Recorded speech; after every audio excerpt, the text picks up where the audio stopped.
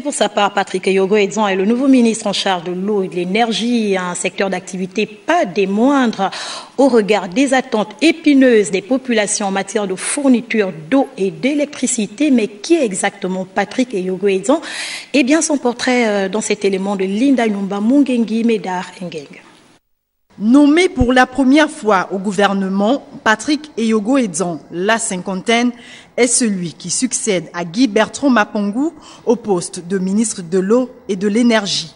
Diplômé en sciences de gestion, l'homme a occupé plusieurs fonctions dans l'administration publique, parmi lesquelles celle de directeur général adjoint de la Poste, chargé de l'administration générale et des finances. Il a fait ses premiers pas en politique dans les années 92-93 avec le Parti des Bûcherons de Paul Mba Abessol.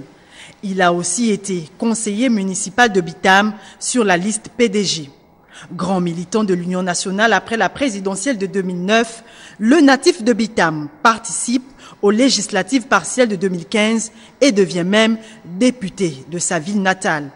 Mais ne partageant plus la vision de son bord politique, il décide de prendre part au dialogue national inclusif impulsé par le président de la République, Ali Bongo Ondimba.